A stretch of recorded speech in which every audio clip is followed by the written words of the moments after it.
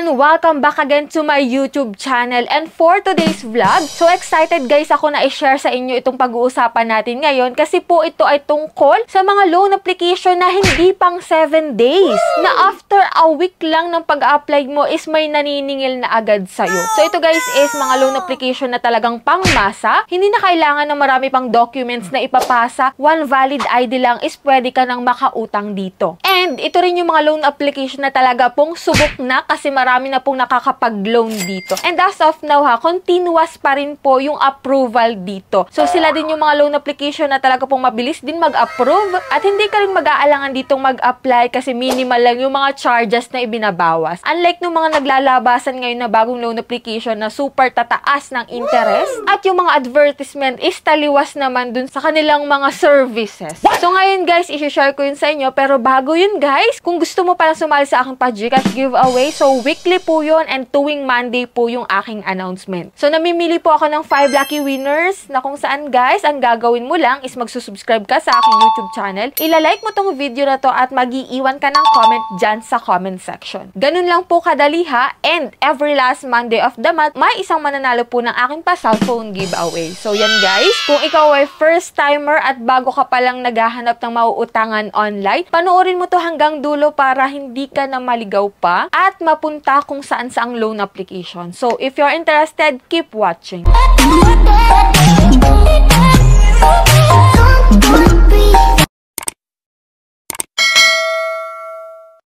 So, disclaimer no, hindi po tayo agent or promoter ng mga loan application na babanggitin natin this time. So, dito guys, nagbabahagi lamang po ako sa inyo and may option naman po kayo na hindi sa kanila mag-apply. So, ito guys ay suggestion lamang and nasa inyo pa rin yung decision kung go kayo dito or hindi. Hindi po porket vinlog ko is nire-recommend ko na kayong umutang dito. Meron pa rin kayong choices. And yan, wag na nating patagalin pa. Ito po yung mga loan application na sinasabi ko na hindi pang 7 days lang. And ang pinakang number 1 po sa list ko ay si Juan Hand. Kung ikaw po ay first time na maglo-loan dito kay Juan Hand, may old video po ako dyan na ginawa kay Juan Hand. You can check that guys para magkaroon kayo ng mas malawak pa ng idea kung paano mag-apply dito. Si Juan Hand po guys is meron na po akong credit limit dito na 17,000 pesos halos. And pwede pa yun guys lumaki up to 30,000 kapag po nag-submit ako ng mga ilang document. So dito guys, hindi naman required na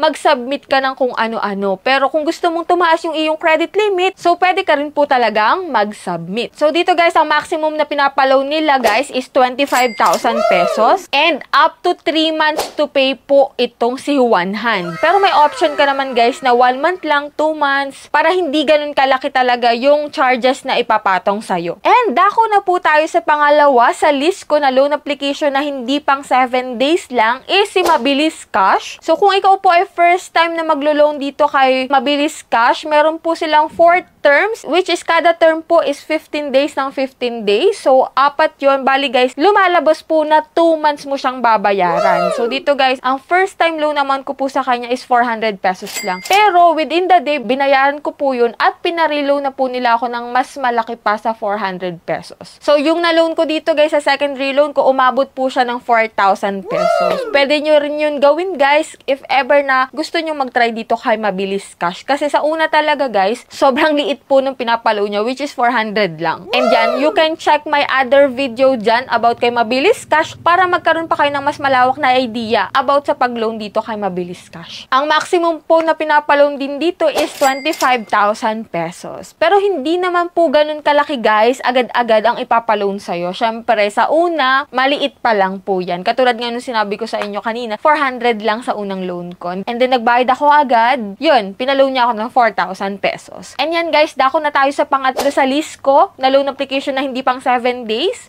si Tala. Yan, maraming papabor dyan sa akin kay Tala. Marami na rin talaga itong natulungan si Tala. Kaya kung ikaw ay first time na uutang dyan online, recommended ko po itong si Tala. So ito guys, ang maximum na pinapaloan niya is 25,000 pesos. Kung ikaw po ay first time na utang dito, 30 days na po agad yung kanyang repayment period. And then, pwede mong ma-loan dito is 1,000 to 1,500 with minimal charges. charges. Ibabawas lang dito yung transfer fee at yung konting interest lang. And the rest talaga pong okay na okay po para sa akin si Tala. And ngayon guys, dako na po tayo sa pang-apat sa aking list na loan application na hindi pang 7 days is si Mr. Cash. Ayan, si Mr. Cash po is nagpapaloan ng up to 35,000 pesos. At kung ikaw ay first timer, umaabot na po sa 18 days ang repayment period dito kay Mr. Cash. Hindi po siya pang 7 days and minimal din po yung charges na binabawas dito. Lalo na kung ikaw ay may mga reward bonus, talaga pong buo mong makukuha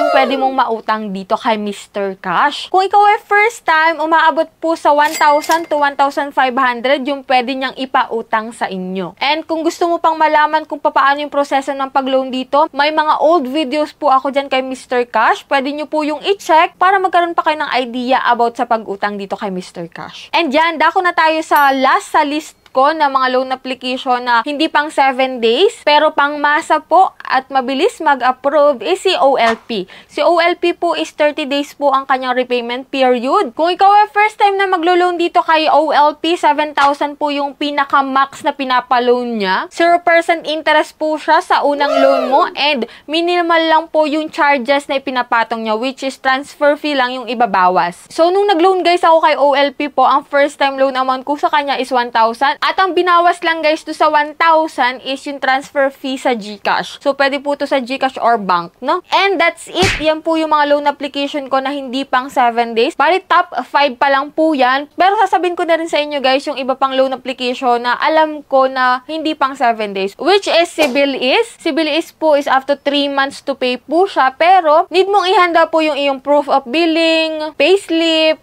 yan, yung mga documents na ganyan. Need ka lang pong maghanda ng ganyan. Yun nga, hindi ko siya sinama sa list kasi medyo nahirapan din ako dito mag-apply. Nung una pa lang ako mag-a-apply sa mga loan application. Kaya po, hindi ko muna siya sinama sa aking top 5. Pero siya po ay hindi pang 7 days. Si Casialo is hindi rin po siya pang 7 days. Si Digido rin po, hindi siya pang 7 days. Hindi ko lang siya naisama sa list kasi top 5 lang yung kinuha ko dito, guys. So, marami pa naman dyang loan application na talagang legit. You can check my other videos para malaman nyo kung ano-ano yung mga iyon, guys. So, yan, guys, top 5 lang yung kinuha ko para mabilis tayo, no? And I hope dun sa 5 na nabanggit ko is may napili na kayong applyan. Pero make sure pa rin, i-check nyo yung interest. Kung okay sa inyo, edi go. Kung hindi is, wag na lang talagang ipilit, no? And then, manood pa kayo ng mas marami pang review about sa mga loan application na a-applyan nyo para talagang alam nyo na yung uutangan nyo. At para hindi nyo na rin siya pagsisihan pa sa huli. And that's it. Sa mga hindi pa dyan nakasubscribe sa aking YouTube channel, pakiclick po yung subscribe button. I-on nyo na rin po yung notification bell para updated ka sa ganitong usapan and sa mga bago naglalabasan ngayon na loan applications. Bye-bye na muna for now, guys. See you on my next vlog.